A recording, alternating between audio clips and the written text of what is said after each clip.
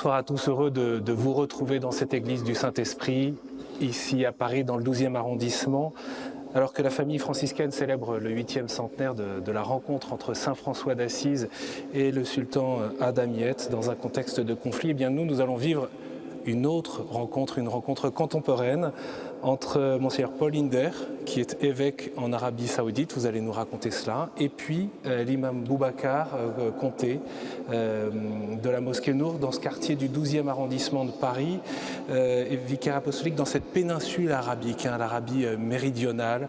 Abu Dhabi, c'est le siège de votre vicariat apostolique. On peut prendre peut-être, avant de vous entendre dialoguer et de parler du document sur la fraternité humaine qui a été signé en février par le pape François et le grand imam Al-Tayeb de l'université Al-Azhar, grande autorité dans le monde musulman sunnite. Peut-être qu'on peut prendre le temps de vous présenter, de vous écouter.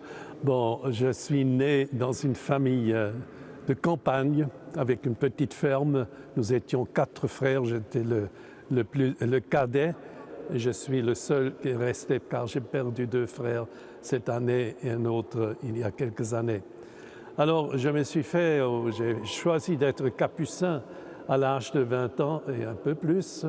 Et puis, j'ai passé la formation ordinaire jusqu'à la prêtrise, plus tard à l'université. J'ai enseigné le droit canon, j'étais formateur, j'avais des responsabilités à l'intérieur de l'ordre des Capucins, comme provincial et finalement comme conseiller général à Rome pour presque 10 ans.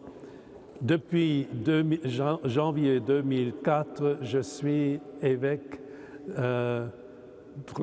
au début évêque auxiliaire pour 14 mois et ensuite vicaire apostolique.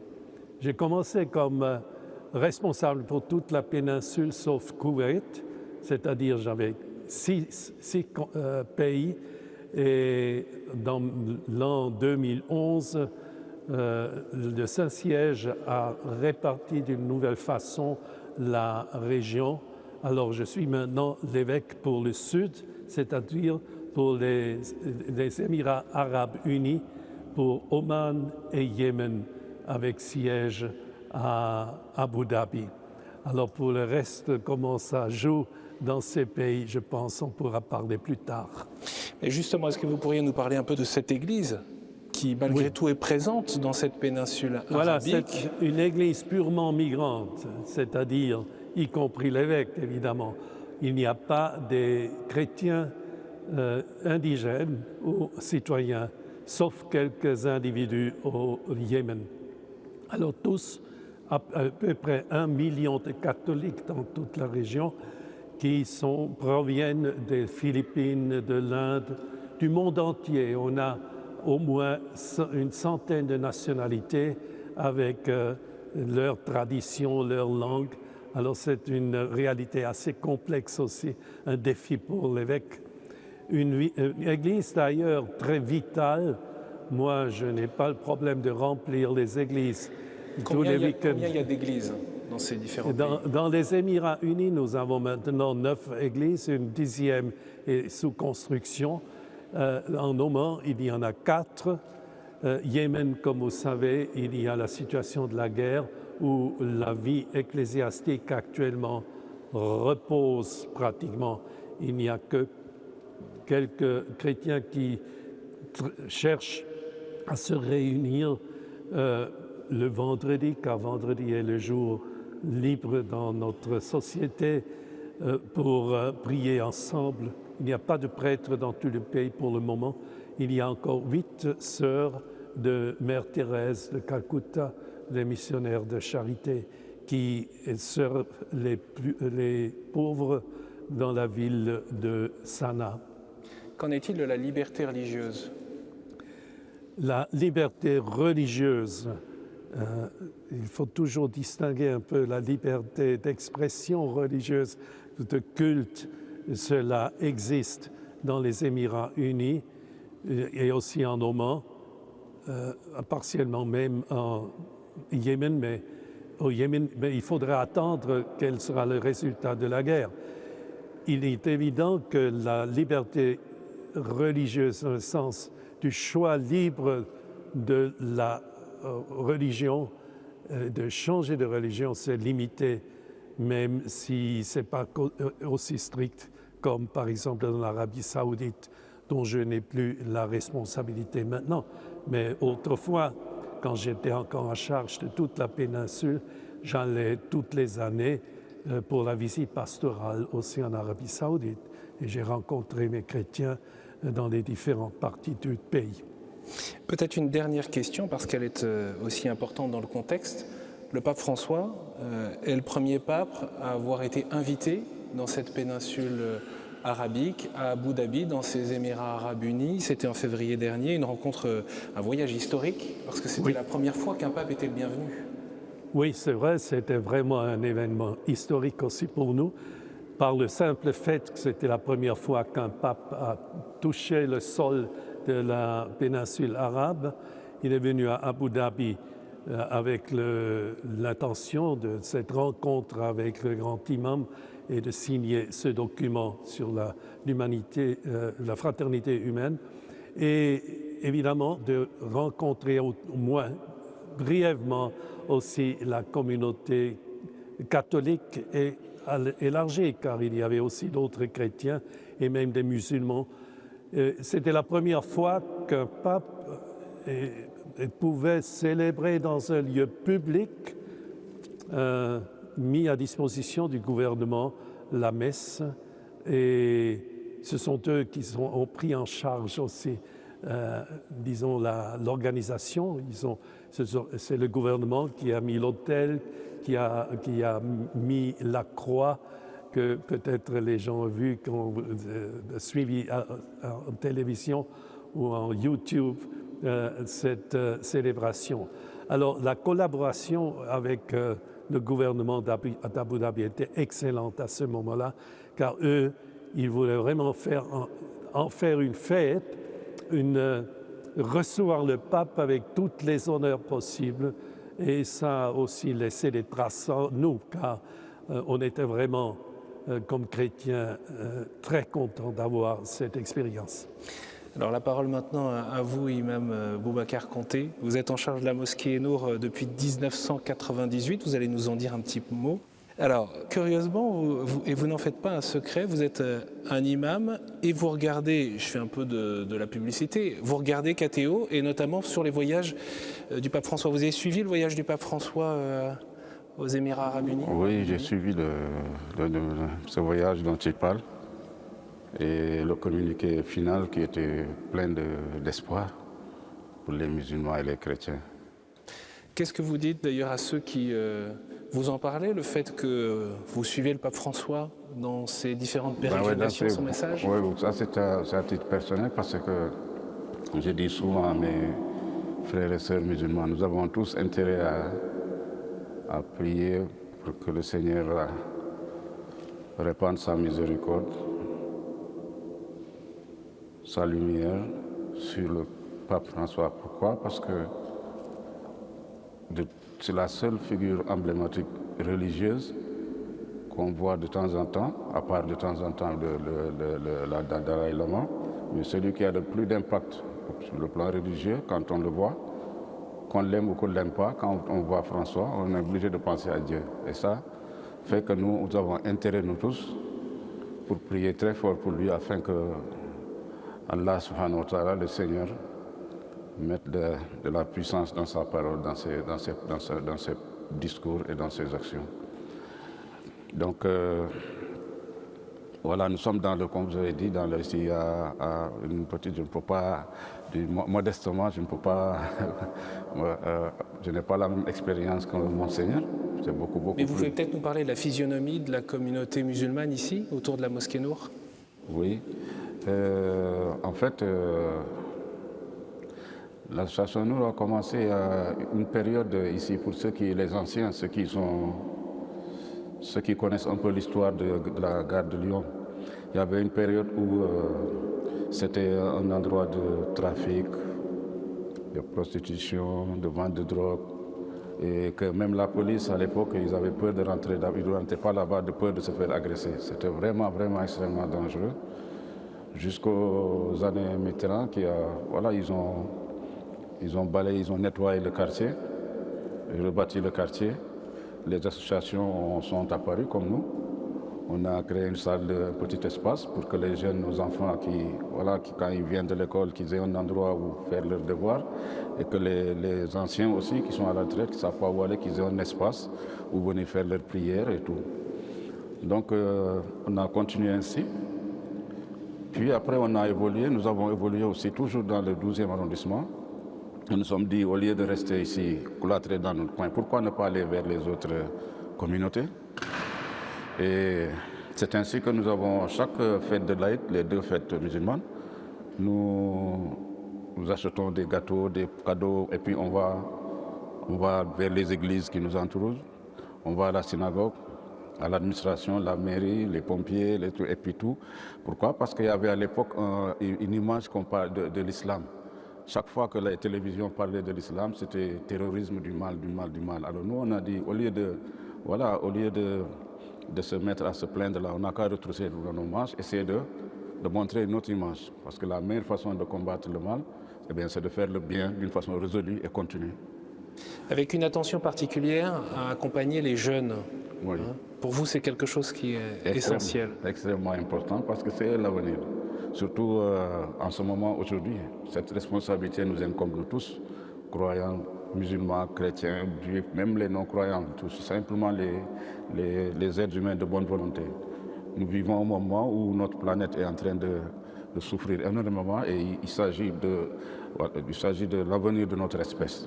Nous devons sensibiliser les nouvelles générations, les plus jeunes, pour leur dire que le comportement que nous, les adultes, nous avons eu, comme moi, nous devons changer ce paradigme, avoir une autre attitude envers la planète, envers notre comportement, une façon de voir le monde, de voir les êtres humains, de voir tout autour de nous. Donc nous sommes allés vers vous voyez, il a parlé tout à l'heure de l'attentat qu'il y avait eu ici en France. En fait, il y a un attentat qui est arrivé à Nation, là, ici à côté.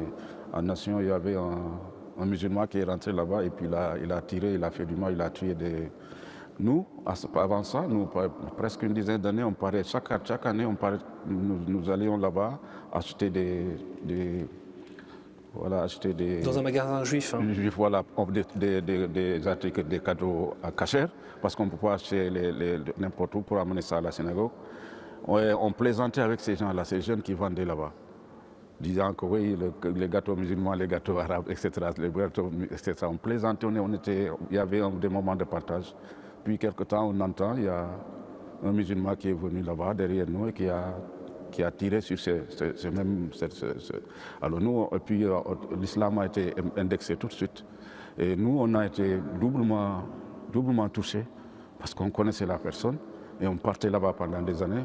Il n'y a pas eu de bruit, personne n'était au courant, parce que nous, on fait un travail de terrain, personne n'est au courant, mais il suffit qu'un écervelé s'emmène, au nom de je ne sais quoi, et puis il fait de la violence autour de lui. Alors c'est ce qui nous a, au lieu de nous décourager, ça a augmenté notre détermination à aller vers les autres, justement. Et ce que nous avons continué jusqu'à présent, et puis dans la communauté chrétienne, nous avons rencontré le père Stanislas, qui était très bien aussi avec le père Meunier, et puis je ne peux pas les citer tous, ils sont là. Nous avons été reçus à bras ouverts dans les églises. Nous en avons profité pour rappeler nos enfants, leur dire venez, on va visiter les églises et tout ce qu'il y a ici. Ils sont venus accompagnés, ils ont été accompagnés par les prêtres qui leur expliquent et les enfants, ils ont été très touchés et très contents parce qu'ils ont vu qu'en fait, il n'y a pas une grande différence dans les relations. Ouais. Qu'est-ce que vous dites, Boubacar Konté, quand il y a un attentat? Qu'est-ce que vous dites aux croyants musulmans dans votre mosquée Nour? Voilà, quand ça arrive, nous, d'abord on est désolé et puis on est éploré aussi. On est éploré. Et moi, il faut que je remonte un peu pour que vous puissiez mieux comprendre, parce que moi, je viens du Sénégal, où il y a 95% de musulmans et 5% de chrétiens. Et dans ce pays-là, il y a une mixité, une laïcité naturelle. Parce que ce pays a été dirigé pendant 20 ans par un chrétien. Alors, ce chrétien-là, il semblerait même par la suite, quand il devait être l'abbé, il devait rentrer dans les ordres. Après, il s'est égaré dans la politique, il s'est retrouvé président de la République. Et lui, il nous parlait beaucoup de culture. Et il nous parlait beaucoup d'art. Et nous, à l'époque, étudiants, on était des têtes brûlées. Puis on se disait, mais il se moque de nous, ce président-là. C'est quoi cette histoire de culture et d'art dans un pays qui a faim? Nous, on a faim, il nous parlait d'autre chose, comment ça, il nous parle de ça. En fait, avec le recul, on s'est rendu compte que cette approche de la culture et de l'art a ouvert l'esprit des étudiants et des électeurs, et à tel point que aujourd'hui le Sénégal fait partie je crois, le seul pays africain où il n'y a pas eu de coup d'État ou de tentative de coup d'État. On vote démocratiquement les gens, il n'y a pas de distinction de race, de religion, quoi. Ça, c'est un des faits rares. D'ailleurs, même votre collègue, Monseigneur Benjamin Ndiaye du Sénégal, il n'y a même pas 10 jours, il est allé rendre visite au plus grand chef religieux musulman qui a inauguré une mosquée. Et pour moi, c'était comme une prémisse. Je dis, ça fait même pas une dizaine de jours que ça s'est passé. Et aujourd'hui, je suis là en face de Monseigneur, que je suis même un peu timide en face de lui, quoi, vu le beau travail qu'il vient de dire et qu'il a accompli dans sa carrière, quoi. Donc voilà, nous quand il s'agit des avantages, mais seulement aussi, nous disons aux Français, aussi aux victimes. Ces gens qui posent les attentats, qui posent des bombes, ils cherchent quelque chose, ils ont un but. Ils cherchent à terroriser les gens. Et si vous regardez, mettons les terroristes après, ceux qui dirigent aujourd'hui dans les médias beaucoup de choses, eh bien, ils nous montrent que des choses qui font peur. Ils vous montrent des choses qui font peur dans le monde, des choses qui ne vont pas dans le monde, qui font peur dans le monde. Si c'est fini, les informations, on vous passe un film où il y a beaucoup de tueries, beaucoup de mal. Et quand c'est fini, on vous envoie la publicité pour vous dire, voilà, vous pouvez consommer et puis vous allez vous sentir bien. Il faut arrêter ça. Heureusement, il y a des chaînes comme KTO. Dans ce magma de chaînes de violence-là, de temps en temps, j'ai un oasis où quand je capte ces chaînes, je sais qu'ils vont parler de Dieu, ils vont parler des choses de la foi, ça m'amène dans une autre dimension. Félicitations pour ça. Merci. Donc nous n'avons pas cessé, nous allons à la synagogue. Nous sommes allés à la synagogue aussi où le rabbin nous a demandé de nous adresser comme aujourd'hui à l'Assemblée. Ce qu'on a fait, on s'en est bien tiré aussi. Et du coup, dans le 12e arrondissement, nous avons cette chance-là, parce que comme vient de le dire Richard Buick, quand Catherine Arrivé a été élue, elle a formé un groupe de rencontres où elle a favorisé les choses. Je vous propose maintenant un temps où l'un et l'autre, vous allez pouvoir vous questionner mutuellement, parce que c'est ça aussi le dialogue. Monseigneur, est-ce que vous avez une question ou des choses que vous souhaiteriez évoquer avec l'imam Boubacar Konté? Oui, la question que j'ai toujours, mais c'est pas seulement par rapport aux musulmans, c'est aussi par rapport à notre propre gens, c'est le manque de connaissances réciproques. Il y a très souvent une ignorance incroyable par rapport à ce que l'autre croit. Et pas seulement ça, je crois beaucoup de nous, soit du côté chrétien, soit du côté musulman, ne connaissent pas suffisamment leur propre foi, s'il y en a, et encore moins ce que réellement l'autre croit. Alors parfois je me pose la question, comment on peut surmonter cette ignorance aussi pour comprendre mieux ce que l'autre fait. C'était mon expérience aussi quand je suis arrivé à Abu Dhabi, écoutant tous les jours le muezzin à quelques mètres de ma résidence. Qui fait l'appel à la prière. Hein. Qui fait la prière, de savoir que l'islam n'est pas simplement une force politique, c'est une religion. Et ça règle, disons, les rapports avec Dieu. C'est disons, le musulman ordinaire, si j'ose choisir ce mot, est quelqu'un qui a les mêmes, plus ou moins les mêmes problèmes que nous avons à résoudre parmi nous. Alors parfois je me pose la question, qu'est-ce qu'on fait sur le plan aussi de la formation des jeunes? Il y a les écoles, oui, mais est-ce qu'il y a vraiment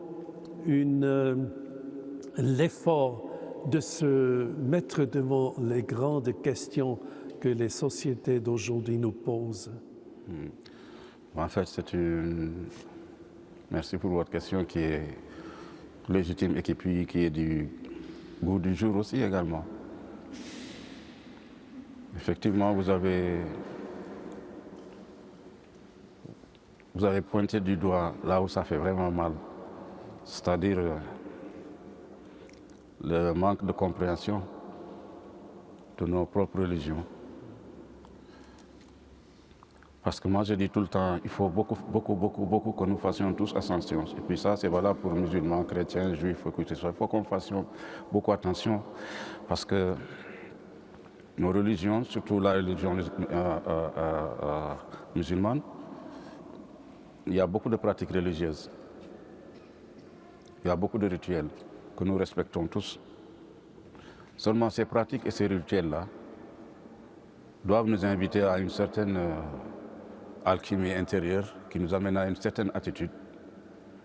Et quand cette attitude-là, on découvre cette chose-là à l'intérieur, on tombe immédiatement sur l'amour, la bonté, la générosité, la solidarité, la bienveillance, la compassion, la miséricorde.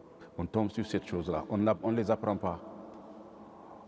Nos religions sont devenues plutôt intellectuelles.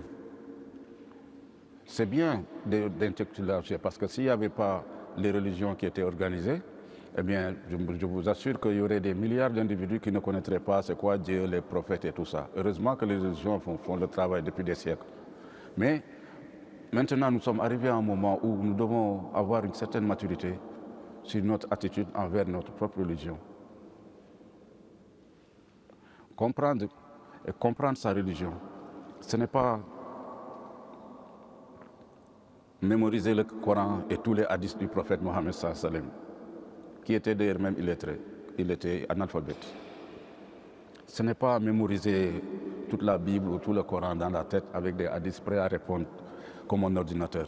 Non. Ce sont des paroles divines.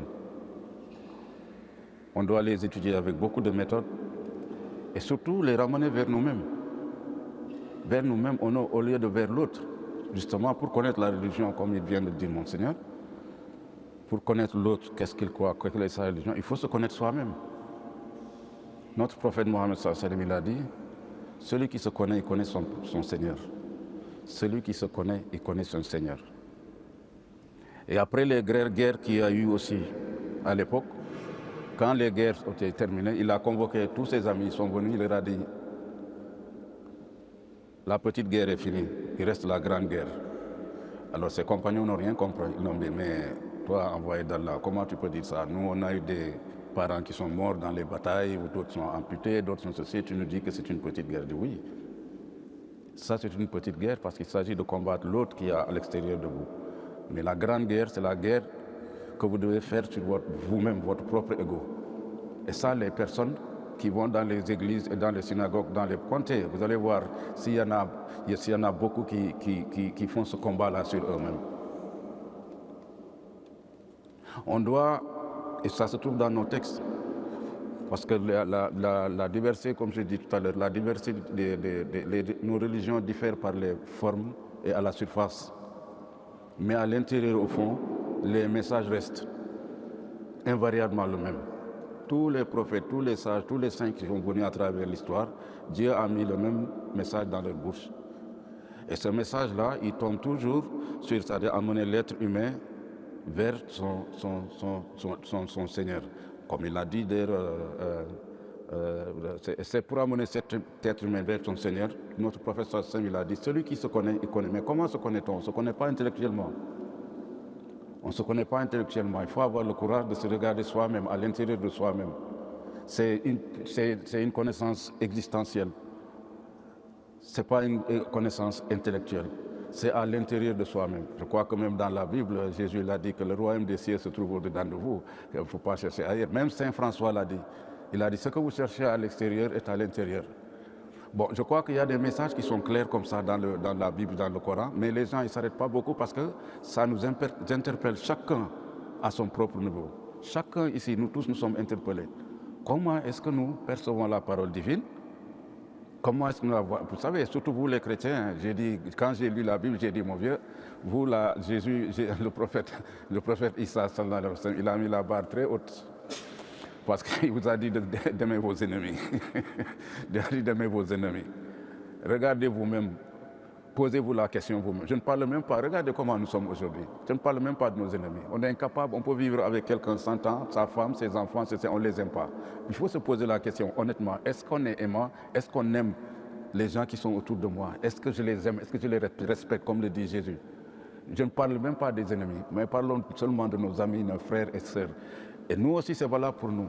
Le prophète Hassan, il a dit, tu ne seras jamais croyant tant que tu n'aimes pas pour ton prochain ce que tu aimes pour toi-même. Et il n'a pas dit pour ce que tu aimes pour le musulman, pour toi-même. Et Allah, le Seigneur lui-même, il a dit dans le Coran, c'est-à-dire, nous avons honoré le fils d'Adam. Moi, c'est là où je me suis posé précisément des questions. Comme Dieu lui-même il dit qu'il a honoré les fils d'Adam, je ne vois pas pourquoi je vois un fils d'Adam qui marche dans la rue là-bas ou qui fait quelque chose et que je ne l'honore pas, je ne le respecte pas. Parce que c'est Dieu lui-même qui l'a honoré, qui l'a amené là. Quelle que soit son action, je n'ai pas à le juger. Est-ce que vous avez une question pour l'imam, avant qu'on parle de ce document sur la fraternité humaine? Oui, mais ma question serait déjà liée un peu à ce document. Une chose qui me manque un peu dans ce document, entre autres, c'est la question de la liberté religieuse individuelle. Car ils disent on ne peut pas forcer quelqu'un à croire, etc.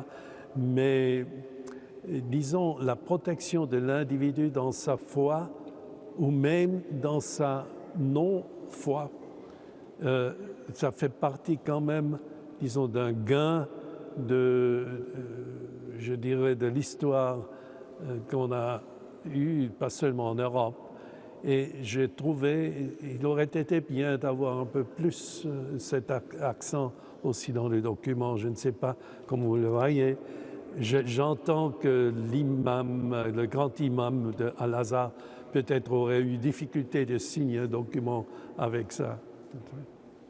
Oui, c'est-à-dire que la différence avec l'Église, chez les musulmans, la différence, il n'y a pas de clergé chez nous, quoi. C'est ça, alors que c'est pourquoi il y a des pratiques, il n'y a pas une seule pratique. Il y a des pratiques de l'islam, d'abord communauté, puis individuelle, évidemment, à partir de ces communautés-là, de l'environnement d'où on est né, quoi. Donc moi, je suis né dans un environnement où le respect de la foi, de la croyance de l'autre est fondamental. C'est quelque chose sur laquelle on m'a appris à ne pas plaisanter avec ça. Et il y a des animistes même, des gens qui ne croient pas aux églises qui sont autour de moi, autour de nous. Et j'ai grandi dans cette atmosphère-là. Donc pour moi, la question ne se pose pas. D'ailleurs, même quand je suis arrivé en Europe et que j'ai entendu qu'il y a des musulmans qui posent des bombes, je n'ai jamais pensé qu'un être humain pouvait tuer un autre être humain au nom de la religion, au nom de Dieu. Je n'ai jamais, j'étais vraiment scandalisé. Ça m'a complètement choqué quand j'ai entendu ça la première fois. Parce que moi, je suis né dans un environnement qui est tout à fait contre. La preuve, il y a un village qui s'appelle Popenguine, où il y a la Vierge Marie est apparue, il y a une personne. Eh bien, il y a toute l'Afrique de l'Ouest. Chaque année, ils viennent ils vont faire ça. Or, c'est un village à majorité musulmane.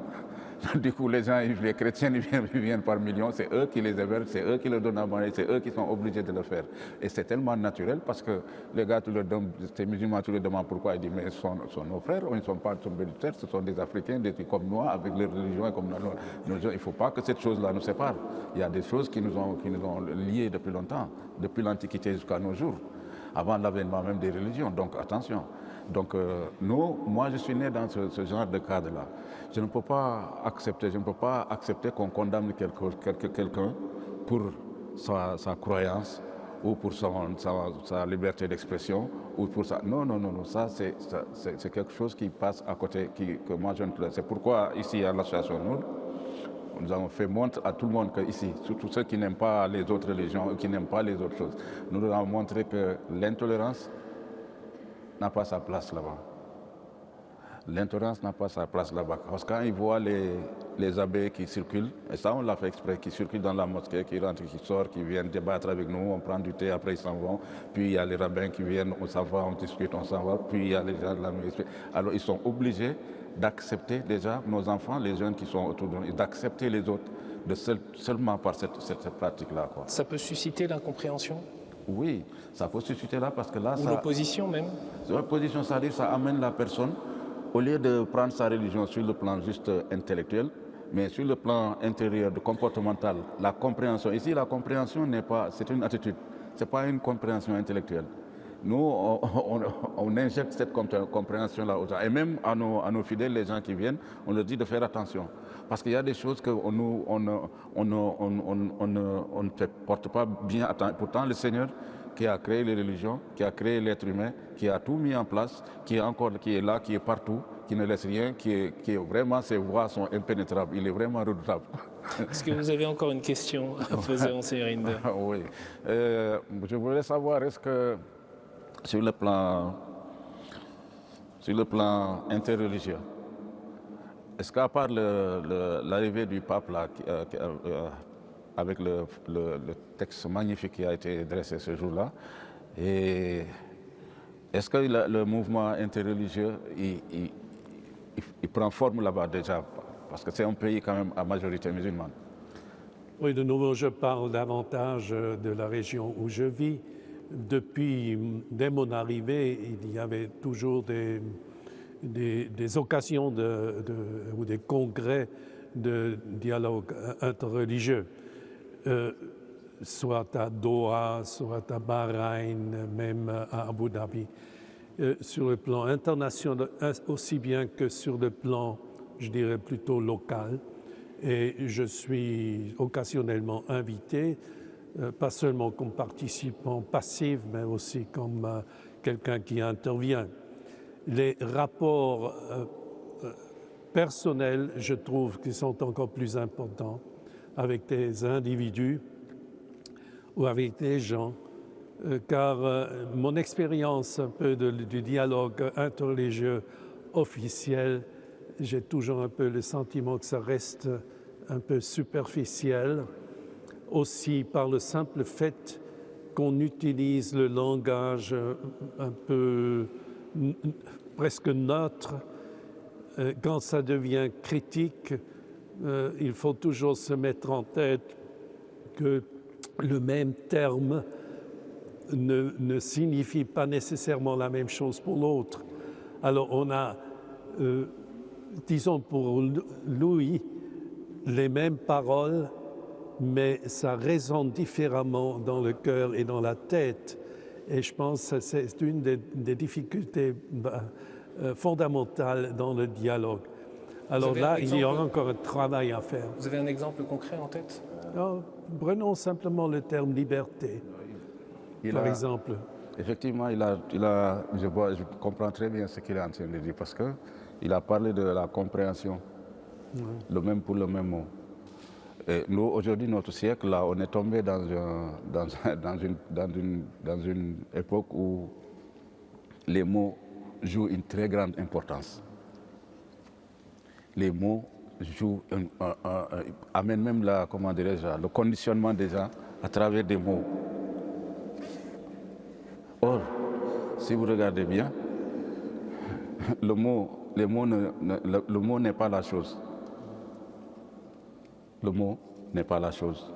Quand je dis... Mais alors comment vous entendez liberté alors, puisque Monseigneur Rinder parle de liberté? Cette liberté-là, pour l'atteindre d'abord, je dis encore, il faut aller dans ses profondeurs.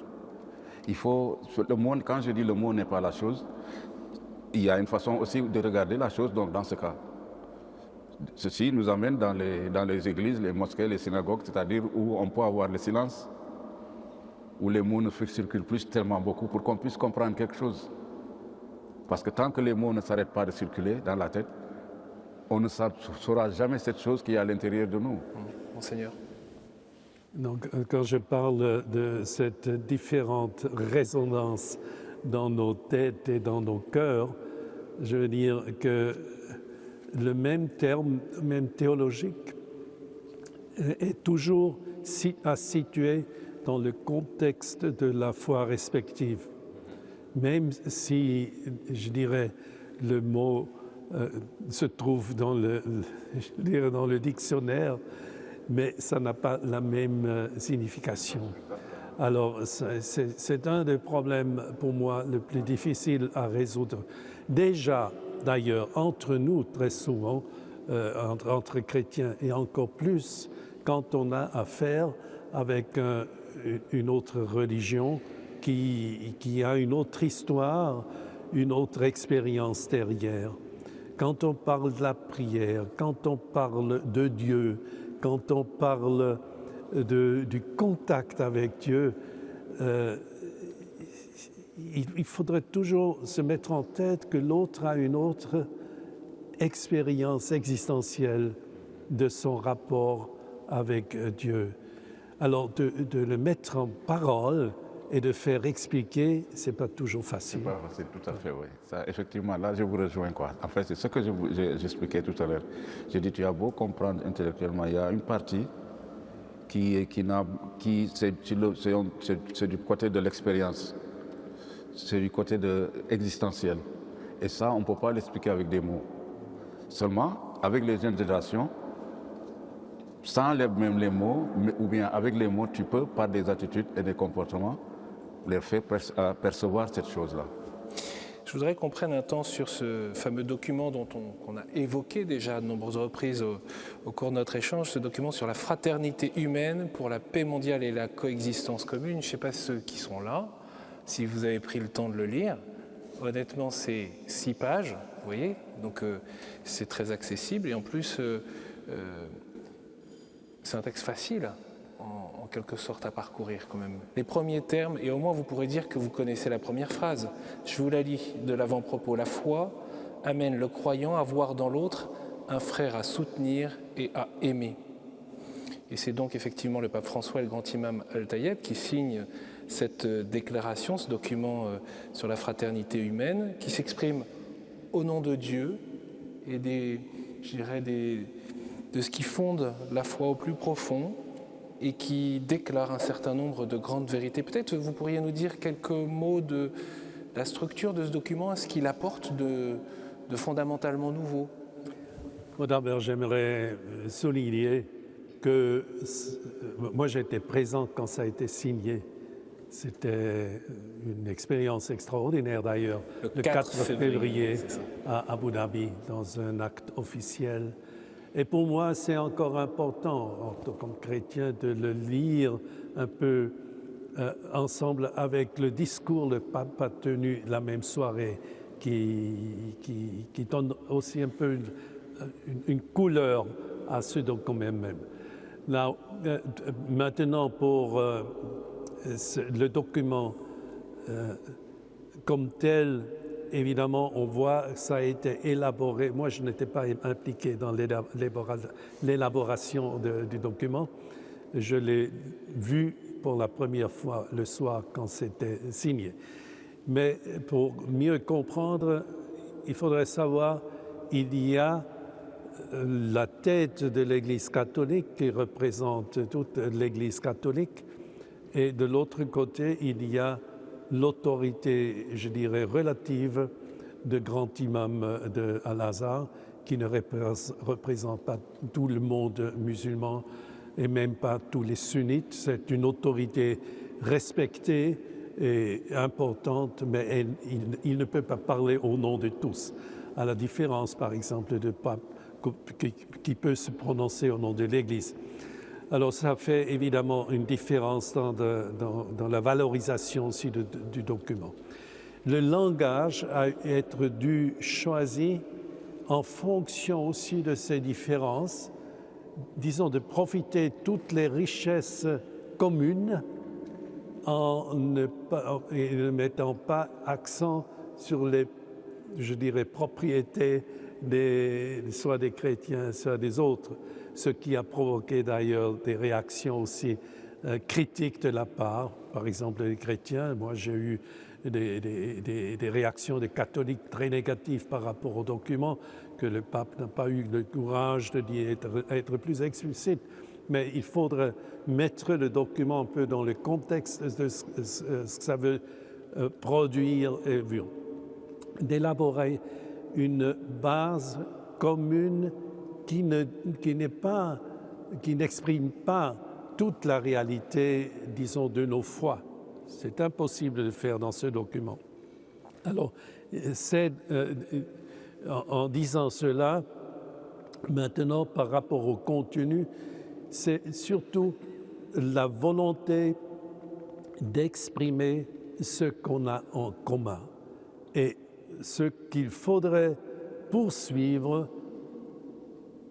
en faveur de toute l'humanité, car derrière il y a là notre responsabilité, soit comme chrétiens, soit comme musulmans, pour le présent et pour les futures générations, car le monde est à risque. Je ne parle pas seulement du climat, c'est un problème en général. Qu'est-ce que nous faisons avec responsabilité pour sauver, tant que ça dépend de nous? Nous savons très bien le vrai sauvetage, la salvation, ça vient d'un autre. Mais nous avons notre responsabilité et le document aimerait exprimer cela, notre responsabilité en faveur des pauvres, en faveur des faibles, en faveur de ceux qui n'ont pas de voix, en faveur de la création, une fois que nous partageons d'ailleurs les musulmans et les chrétiens. On entend souvent dire que les religions sont facteurs de guerre. Est-ce que les responsables religieux, dans l'esprit de ce document, est-ce que les responsables religieux sont à la hauteur de leurs responsabilités aujourd'hui pour favoriser la paix? Effectivement, je crois que, à mon humble avis, les documents comme ce document-là, ils œuvrent. Ils œuvrent dans le sens de l'entente entre êtres humains d'abord. Parce que le pape, il parle souvent de ça, d'humanité, il répète ça très souvent, avec juste raison d'ailleurs. Parce que les religions sont faites d'abord pour le bien-être de l'humain, de l'être humain. C'est pour son bien-être. Le Seigneur ne nous a pas créés pour nous amener ici, pour qu'on souffre, pour qu'on fasse... Non. Nous, musulmans, le nom musulman, ça veut dire soumis. Ça veut dire qu'on est soumis à un créateur grand qu'on ne voit pas, qui est toujours là, et bien qui ne reste rien en plan et qui est dans toutes choses, mais qui ne se manifeste pas sur le plan visuel. D'ailleurs, qui est-on même pour pouvoir le voir? Ceux qui veulent voir Dieu, là, je dis, il faut être un peu modeste. Il y a des milliards d'individus qui sont passés sur cette terre-là avant nous. Il leur a donné tout ça à boire, à manger, il les a donné de l'oxygène pour respirer, faire jusqu'à ce qu'ils terminent leur séjour sur terre et puis s'en vont. C'est pourquoi, chaque fois dans mes discours, je dis, nous, il faut qu'on soit un peu modeste.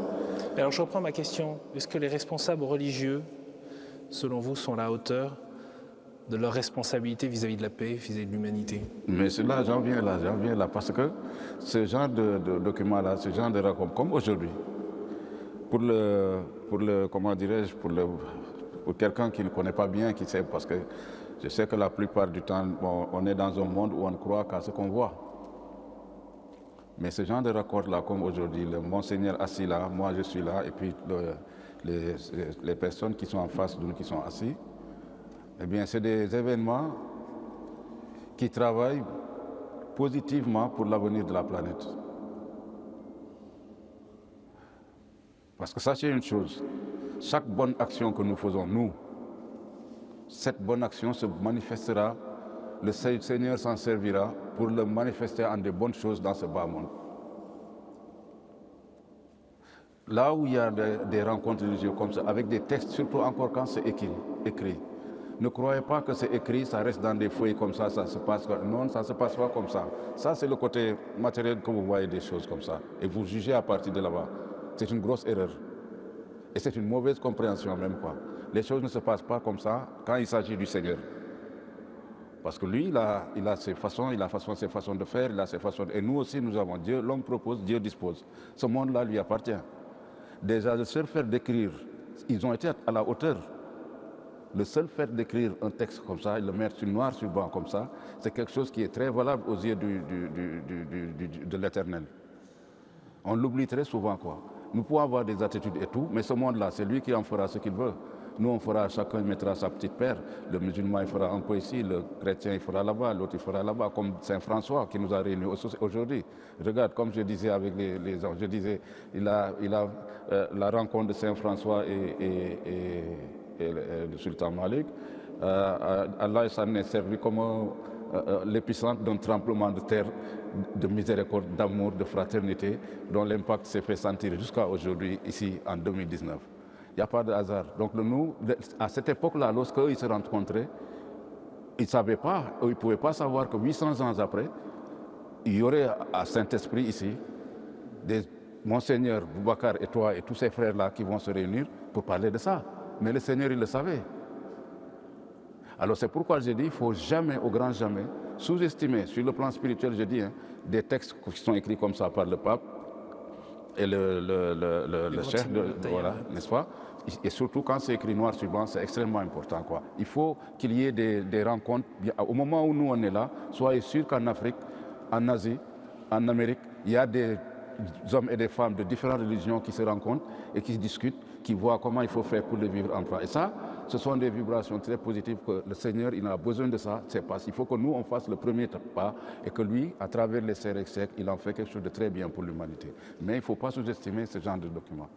Il y a cette importance, en tout cas, que les responsables religieux apportent leur contribution pour construire l'humanité, pour tenir la paix, promouvoir la paix, le développement, la justice. Bien sûr, nous sommes appelés d'être des constructeurs de ponts, et des personnes de réconciliation.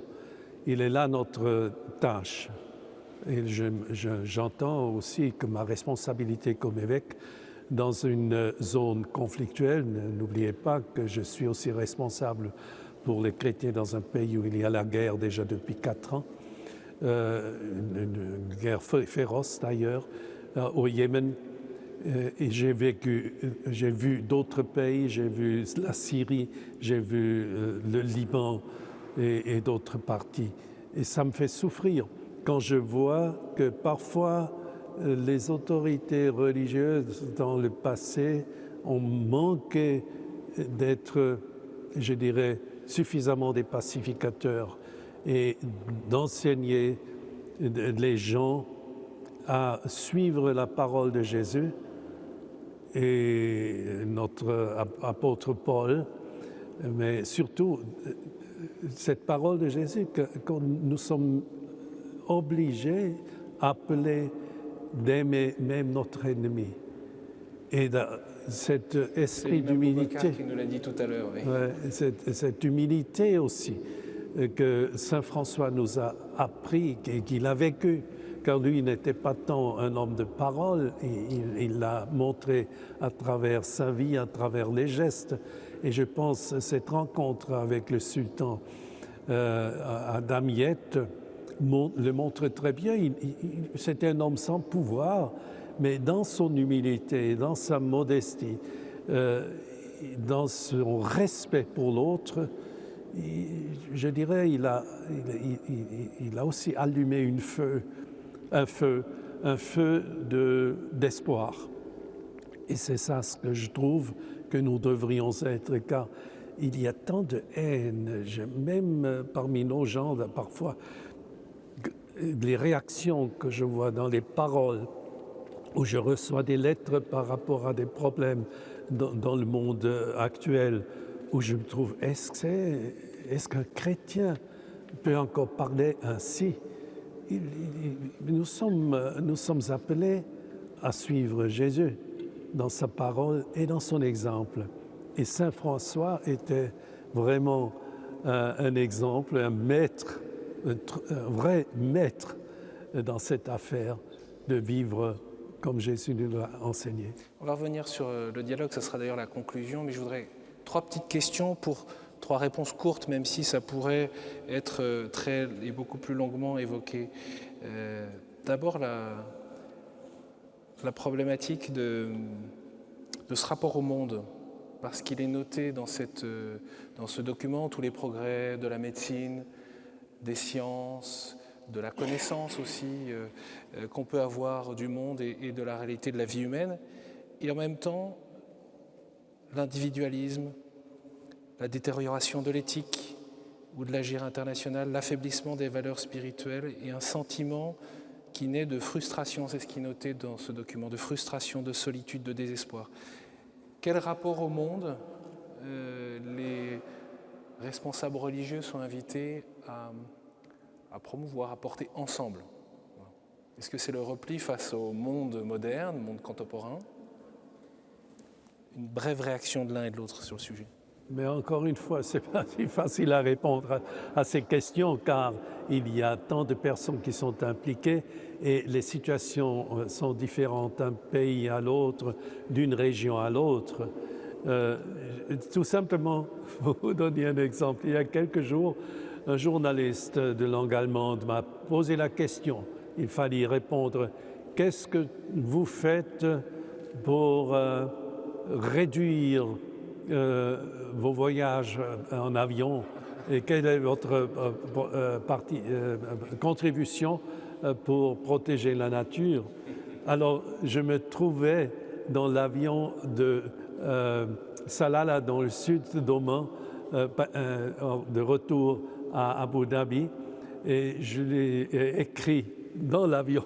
Je dis, écoute, je me trouve maintenant sur l'avion et je vous reprends de là, car je pense personne attend que j'aille en bicyclette les 1200 km à une température de presque 40 degrés. Je n'ai pas de choix, mais il fallait y aller. Je cherche à faire ma contribution au climat avec d'autres exemples, quand je réduis d'autres disons, moyens qui sont très, disons, qui usent l'énergie. Par exemple, qu'est-ce qu'on fait avec la climatisation dans nos maisons, de réduire cela. Mais moi, par exemple, je dors même pendant l'été sans climatisation, air conditionné, et j'utilise la voiture le moins possible. Mais les grands voyages, il faut bien que j'utilise l'avion. J'aurais dû dire non quand on m'a demandé de venir à Paris, car ici, je ne peux quand même pas venir en voiture. Alors, non, simplement, parfois, j'ai l'impression que chacun veut proposer à l'autre ce qu'il devrait faire. Et chacun de nous doit se poser la question. Bien sûr, il y a des critères généraux, mais ensuite, à la fin, c'est ma responsabilité que je me pose la question où, Paul, tu peux faire ta contribution personnelle pour le sauvetage ou la conservation de la création, mais aussi ensuite, comment tu peux l'enseigner aux autres? Pour moi, il y a le moyen des lettres pastorales. Et quand je rencontre les personnes à l'occasion de mes visites pastorales dans les paroisses, ça fait aussi partie un peu de mon activité quand même. Oui, là, sur le point de vue scientifique, on voit bien que ça a progressé et ça n'arrête pas de progresser, ça va de plus en plus vite. Mais comme ils l'ont dit dans le texte là, tu viens de le lire ici, la perte de valeurs spirituelles, ben, c'est ça qui doit attirer notre attention. Parce que comme je le dis tout le temps, je dis il y a 200 ans avant, au moment de la révolution industrielle,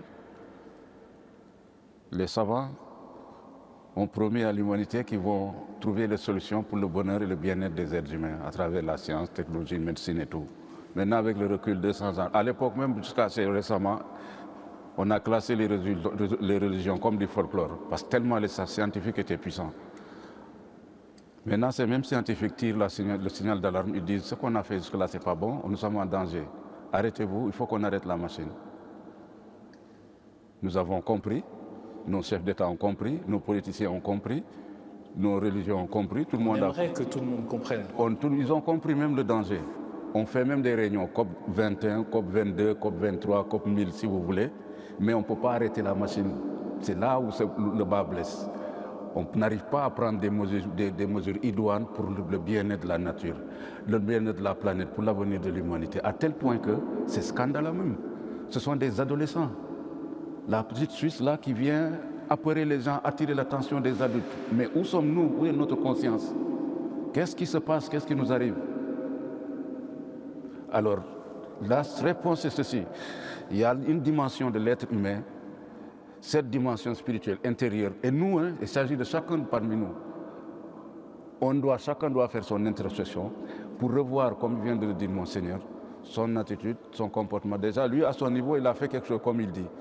Comme il a expliqué que, par exemple, il y a des moments où il coupe le courant, il y a des moments où il diminue l'eau, où il y a des moments... On doit pouvoir déjà enseigner nos jeunes enfants à ne pas gaspiller l'eau, à ne pas gaspiller ceci, à être un peu plus écologique, parce qu'il s'agit de leur avenir demain. Voilà, moi je crois qu'il ne faut pas baisser les bras aussi. Il faut continuer avec les moyens qu'on a pour alerter les futures générations, quoi. Merci d'avoir accepté d'aborder ces différents points. J'espère que ça vous donne envie de pouvoir vous plonger dans ce document sur la fraternité humaine, où vous retrouverez aussi la cohérence du texte, parce que là, on a pioché quelques points, et c'est vrai que ce texte insiste aussi sur cette fraternité humaine qui est commune, sur la liberté, qui est un droit de toute personne, sur des notions qui sont très importantes aussi. On le sait, dans les pays à majorité musulmane, le concept de citoyenneté qui se base, dit le texte, sur l'égalité des droits. Il faut renoncer à l'usage discriminatoire du terme de minorité, par exemple. Et on a entendu en même temps, et vous l'avez dit, Monsieur Rinder, que si le texte est important, il y a aussi des critiques, et c'est ce qui peut permettre aussi de poursuivre le travail et le dialogue. On arrive au terme de notre échange. Alors évidemment, ma dernière question, ce serait... Quel est pour vous ce qui vous tient le plus à cœur et comment vous souhaitez mettre en œuvre cette culture du dialogue concrètement à votre niveau, à vous, l'un et l'autre? Oui, en multipliant les rencontres comme cette rencontre-ci, en allant de plus en plus les uns vers les autres, parce que plus on se connaît, plus on devient solidaires les uns les autres. On doit se donner la main tous ensemble. Partout où on est, musulmans, chrétiens, juifs, parce que nous sommes venus ici, il ne faut pas oublier, nous sommes dans une église, c'est une institution qui appartient au Seigneur Tout-Puissant. Nous ne sommes pas venus ici de notre propre chef, c'est lui qui nous a choisis et qui nous a amenés ici. Est-ce que ça arrête la violence? Est-ce que ça arrête les guerres? Oui. Est-ce que ça peut arrêter les attentats? Ça peut, parce que je vais vous dire, les guerres, il y a plus de, je sais pas comment ils ont dit en 3000 ans, il y a plus de 5000 guerres, je ne sais pas, dans les statistiques. Seulement, voilà. L'humanité, tout le temps, depuis que Dieu a créé le monde, les guerres ont toujours existé comme ça. Mais il y a toujours eu des groupes d'hommes, des personnes qui y croient. Parce que si tu regardes le contexte actuel avec l'hostilité qu'il y a autour de nous, tu vas dire qu'il n'y a pas d'espoir, il n'y a rien à faire. Si nous, les religieux, je le dis et je le répète encore, nous avons notre mot à dire, et c'est le moment même, parce que j'ai dit, la science vient de nous montrer qu'il a échoué, c'est à nous maintenant, dans nos textes religieux, où on parle d'amour, on parle de bonté, on parle de solidarité, où nos prophètes ont donné ces indications qu'on a toujours refusées. Maintenant, il est temps de faire remonter ces valeurs-là. Il n'est plus question maintenant de baisser les bras, parce que c'est un moment où l'avenir, la planète a besoin de personnes conscientes. Il faut relever les consciences un peu. La question me rappelle une discussion que nous avons eue à Abu Dhabi il y a quelques jours, quand nous avons l'année de la tolérance dans les Émirats arabes unis. Alors quelqu'un a réagi, moi je ne veux pas seulement la tolérance, moi je veux être accepté, et je veux être respecté. Alors je crois qu'il y a quelque chose de vrai, de construire des ponts, d'accepter l'autre dans sa propre personnalité et comme moi, comme chrétien, je dirais, de aimer celui qui est différent de moi et de lui montrer que j'ai ce respect pour lui. Merci beaucoup à tous les deux d'avoir partagé votre espérance et puis cette importance de s'engager dans ce dialogue, cette responsabilité commune que nous avons de vivre en frères et du coup de pouvoir promouvoir la paix. Et on l'entend aussi avec votre propos dans le monde tel qu'il est aujourd'hui et qui est traversé aussi par la violence.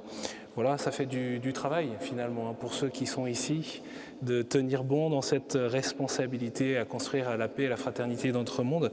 Merci beaucoup à vous et puis bien sûr vous pouvez retrouver cette conférence sur le site internet de KTO, www.ktotv.com. Très bonne soirée à vous. Merci.